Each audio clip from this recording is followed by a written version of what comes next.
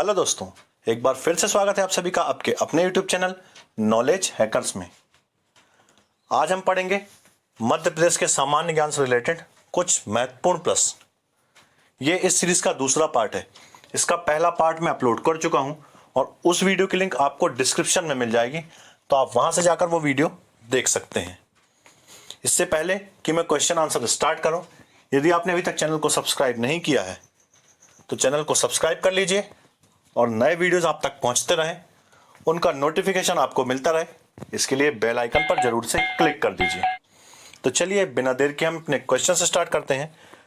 तो पहला क्वेश्चन हमें दिया हुआ है कि बुंदेलखंड पठार की सबसे ऊंची चोटी कौन सी है। यहां पर हमें 4 ऑप्शन दिए हैं और इन चारों में से जो सही आंसर है वो है बी, सिद्ध बाबा। सिद्ध बाबा बुंदेलखंड पठार की सबसे ऊंची चोटी है और सिद्ध बाबा चोटी की जो ऊंचाई है वो है 1172 मीटर। देखते हैं अगला क्वेश्चन। मध्य प्रदेश के कुल भौगोलिक क्षेत्रफल के कितने प्रतिशत भाग पर वन है। तो ये 4 ऑप्शन में इसके जो सही आंसर है वो है ए, 30.72%। मध्य प्रदेश के कुल भौगोलिक क्षेत्रफल में 30.72% का जो हिस्सा है वो वन है और भारत में देखा जाए तो सर्वाधिक वन मध्य प्रदेश में ही है। तो इस क्वेश्चन से हमें इतनी जानकारी प्राप्त हो जाती है। आपको दोनों ही चीजें ध्यान रखनी है कि मध्य प्रदेश का कुल भौगोलिक क्षेत्रफल का कितने प्रतिशत में वन है और दूसरा ये कि सर्वाधिक वन भारत में मध्य प्रदेश में ही पाए जाते हैं। अगला क्वेश्चन देखते हैं। मध्य प्रदेश में किस जगह पर डिजिटल भूकंप रिकॉर्डर लगाने की योजना चल रही है। तो इन चारों में इसका जो सही आंसर है वो है सी, जबलपुर। जबलपुर में डिजिटल भूकंप रिकॉर्डर लगाया जा रहा है। अगला क्वेश्चन, महेश्वर किस नदी के तट पर स्थित है। तो महेश्वर नर्मदा नदी के तट पर स्थित है। तो इसमें से चारों में से जो सही आंसर है वो बी वाला ऑप्शन है, नर्मदा। और नर्मदा नदी की बात आई है तो मैं आपको 2-3 इंपॉर्टेंट फैक्ट नर्मदा नदी के बारे में बता दूं कि नर्मदा मध्य प्रदेश की सबसे बड़ी नदी है। दूसरी बात कि नर्मदा को मध्य प्रदेश की जीवन रेखा कहा जाता है। और तीसरी और मोस्ट इंपॉर्टेंट बात कि जो नर्मदा नदी है वो अमरकंटक से निकलती है। अमरकंटक जो कि अनूपपुर जिले में आता है, वहां से नर्मदा नदी निकलती है। तो आपको ये तीनों चीजें ध्यान रखनी है। देखते हैं अगला क्वेश्चन। बुरहानपुर दर्रा मध्य प्रदेश के किस जिले में है। तो यहां पर हमें 4 ऑप्शन दिए हैं और इसका जो सही आंसर है वो है बी, खंडवा। तो बुरहानपुर दर्रा जो है वो खंडवा जिले में है। यहाँ कई लोग कंफ्यूज हो जाते हैं क्योंकि बुरहानपुर दर्रा लोग सोचते हैं कि बुरहानपुर जिले में ही होगा और उसका आंसर बुरहानपुर लगा देते हैं, लेकिन आपको ध्यान रखना है कि बुरहानपुर में नहीं, बुरहानपुर दर्रा खंडवा जिले में है। देखते हैं अगला क्वेश्चन। अविभाजित मध्य प्रदेश की सीमा कितने राज्यों को स्पर्श करती थी।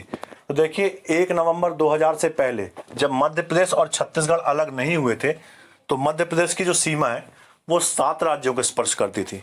तो इसका सही आंसर हो जाएगा सी, 7। अब वो 7 राज्य कौन कौन से हैं वो मैं आपको बता देता हूँ। वो 7 राज्य हैं उत्तर प्रदेश, राजस्थान, गुजरात, महाराष्ट्र, झारखंड, उड़ीसा और आंध्र प्रदेश। तो ये वो 7 राज्य हैं।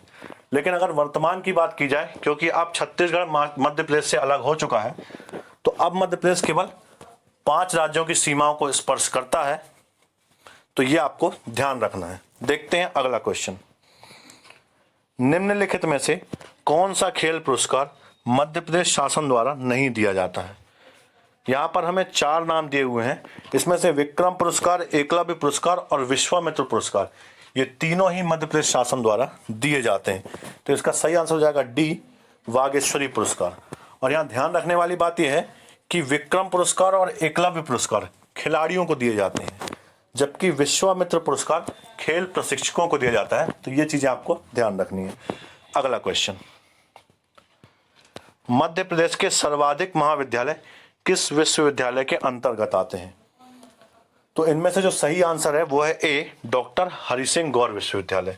डॉक्टर हरि सिंह गौर विश्वविद्यालय सागर में है और इसकी स्थापना डॉक्टर हरि सिंह गौर ने ही की थी, इसलिए इस विश्वविद्यालय का नाम है डॉक्टर हरि सिंह गौर विश्वविद्यालय। देखते हैं अगला क्वेश्चन। मध्य प्रदेश के प्रथम सूचना आयुक्त कौन थे। तो इन चारों में से जो ए ऑप्शन है, टी एन श्रीवास्तव, ये वाला हमारा आंसर सही है, मतलब कि मध्य प्रदेश के प्रथम सूचना आयुक्त TN श्रीवास्तव थे। देखते हैं अगला क्वेश्चन। मध्य प्रदेश में पहली बार किस साड़ी का पेटेंट कराया गया था? तो पहली बार जिस साड़ी का पेटेंट कराया गया था उसका नाम है चंदेरी साड़ी, जो कि चंदेरी जिले में बनाई जाती है। तो इसका सही आंसर हो जाएगा ए, चंदेरी साड़ी। अगला क्वेश्चन, तुलसी सम्मान प्राप्त करने वाले प्रथम व्यक्ति कौन थे? तो देखिए, मैं पहला ऑप्शन दिया हरि जी, केशव जी, और दूसरा ऑप्शन दिया है गिरिजा प्रसाद, और ये दोनों ही तुलसी सम्मान प्राप्त करने वाले पहले व्यक्तियों में से थे। तो इसका सही आंसर हो जाएगा सी वाला, ए और बी दोनों। देखते हैं अगला क्वेश्चन, भारत भवन की स्थापना कब हुई थी? तो देखिए, भारत भवन की स्थापना 13 फरवरी 1982 को हुई थी। तो इसका सही आंसर हो जाएगा बी वाला, 13 फरवरी 1982। और एक बात और, जो भारत भवन है वो भोपाल में स्थित है, तो यहाँ पर आप कंफ्यूज मत होइएगा कि भारत भवन नाम है तो ये दिल्ली में होना चाहिए। भारत भवन भोपाल में स्थित है। अब इनके वास्तुकार कौन है, भारत भवन के वास्तुकार, ये मैं आपको अगले क्वेश्चन में बताता हूँ। अब हमें क्वेश्चन दिया है भारत भवन के वास्तुकार कौन थे? तो जो भारत भवन के वास्तुकार हैं वो है चार्ल्स कोरिया। तो इसका सही आंसर हो जाएगा ए, चार्ल्स कोरिया। देखते हैं अगला क्वेश्चन, मेधा पाटकर का नाम किस आंदोलन से जुड़ा है? तो मेधा पाटकर का नाम जुड़ा है नर्मदा बचाओ आंदोलन से। तो इसका सही आंसर हो जाएगा सी, नर्मदा बचाओ। देखते हैं अगला क्वेश्चन, राष्ट्रीय सोयाबीन अनुसंधान संस्थान कहां पर स्थित है? तो देखिए, ये जो अनुसंधान संस्थान है वो इंदौर में स्थित है। तो चारों में से जो सही आंसर होगा वो डी वाला ऑप्शन होगा, इंदौर। इससे ही रिलेटेड एक और क्वेश्चन आता है, तो वहां पर आपको कंफ्यूज नहीं होना है। ये हमें दिया हुआ राष्ट्रीय सोयाबीन अनुसंधान संस्थान। एक क्वेश्चन आता है कि सबसे बड़ा सोयाबीन संयंत्र कहां पर है? तो जो सबसे बड़ा सोयाबीन संयंत्र है वो उज्जैन में है। और एक मोस्ट इंपॉर्टेंट बात ये कि उज्जैन में देश का ही नहीं, एशिया का सबसे बड़ा सोयाबीन संयंत्र है। तो ये आपको ध्यान रखना है। अगला क्वेश्चन, भारत का शेक्सपियर किसे कहा जाता है? तो भारत का शेक्सपियर कहा जाता है कालिदास को। इसका सही आंसर हो जाएगा बी, कालिदास। अगला क्वेश्चन, भोपाल निम्न में से किन चीजों के लिए प्रसिद्ध है? तो देखिए, विधानसभा भवन भी भोपाल में ही है, भारत भवन अभी मैंने बताया कि आपको भोपाल में है, और भोपाल झीलों के लिए भी प्रसिद्ध है। तो इसका आंसर हो जाएगा डी वाला, उपरोक्त सभी। अगला क्वेश्चन, राष्ट्रपति रह चुके शंकर दयाल शर्मा जी का संबंध किस शहर से है? तो शंकर दयाल शर्मा जी का संबंध है भोपाल से। भोपाल में उनका जन्म हुआ था। तो इसका आंसर हो जाएगा ए वाला, भोपाल। अगला क्वेश्चन, मध्य प्रदेश उत्सव का आयोजन कहाँ होता है? यह थोड़ा सा कंफ्यूजिंग है। मध्य प्रदेश उत्सव है तो आप सोच रहे होंगे कि ये मध्य प्रदेश की राजधानी में होना चाहिए, मतलब कि भोपाल में होना चाहिए, बट ऐसा नहीं है। मध्य प्रदेश उत्सव जो है उसका आयोजन दिल्ली में किया जाता है। तो इसका सही आंसर हो जाएगा सी, दिल्ली।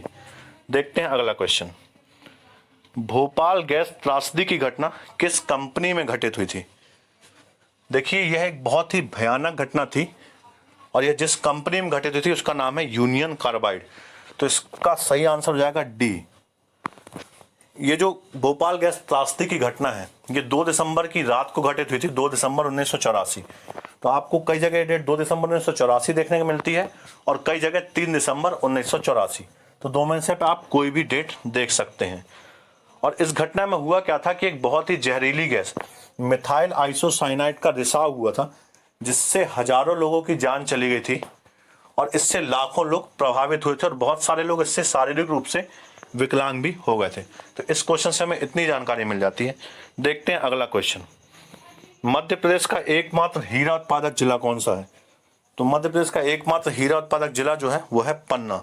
तो इसका सही आंसर हो जाएगा ए, पन्ना। अगला क्वेश्चन, आचार्य रजनीश का जन्म कहाँ हुआ था? तो आचार्य रजनीश का जो जन्म हुआ था वो हुआ था जबलपुर में। तो चारों में से जो सही आंसर हो जाएगा वो हो जाएगा सी वाला, जबलपुर। और कुछ इंपॉर्टेंट फैक्ट मैं इनमें और बताता हूं कि आचार्य रजनीश का जो पूरा नाम है वो है रजनीश जैन, और इन्हें हम ओशो के नाम से भी जानते हैं। ओशो के बारे में आपने बहुत सुना होगा, तो वो यही ओशो है, आचार्य रजनीश जैन। अगला क्वेश्चन, लक्ष्मी वाहिनी किसका नाम है? हमारे पास यहाँ 4 ऑप्शन है, और चारों में से जो सही आंसर है वो है सी, बैंक का नाम।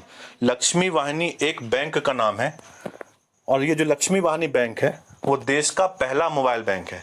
और देश का पहला मोबाइल बैंक मैंने आपको पिछले वीडियो में बताया हुआ है कि कहां पर खोला गया है, तो ये खोला गया है खरगोन में।